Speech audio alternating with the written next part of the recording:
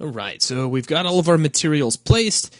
We just need to make them look a little better, because right now they're kind of going off in every single direction, and that's really not so good.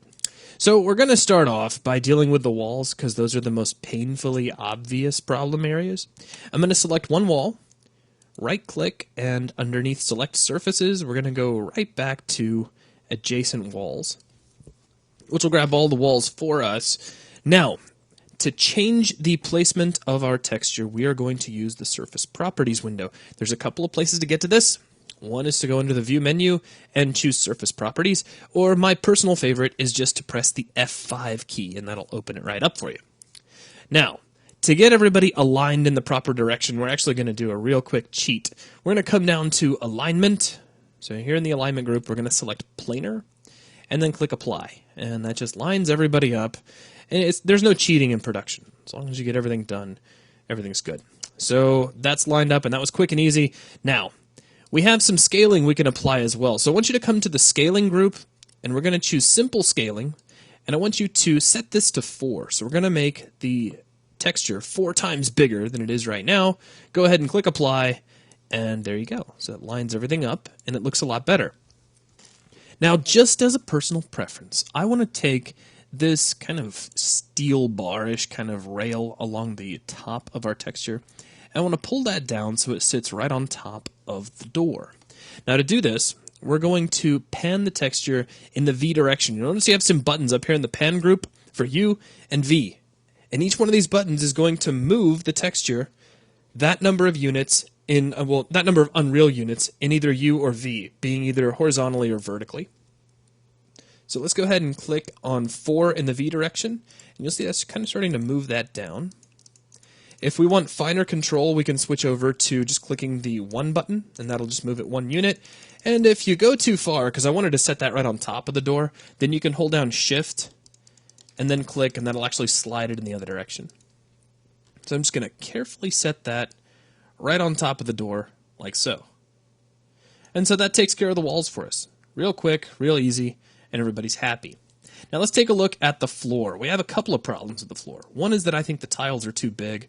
The second is that the tiles don't really line up. If you take a look here, they start to look a little weird, which in a way almost works. The textures actually tile well enough that if you left it like that, it would just about work out, all things considered.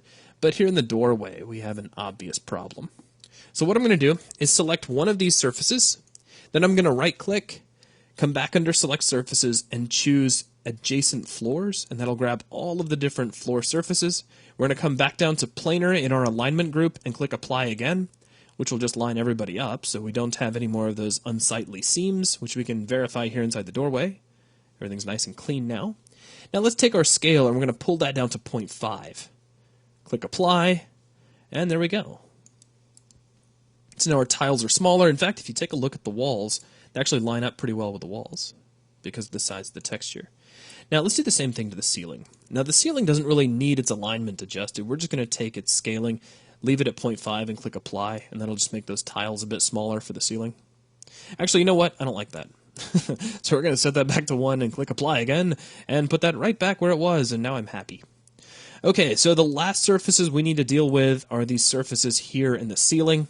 I'm going to grab this kind of grate vent sort of texture here in the center, and let's increase its scale. Let's make it twice as big as it was a second ago.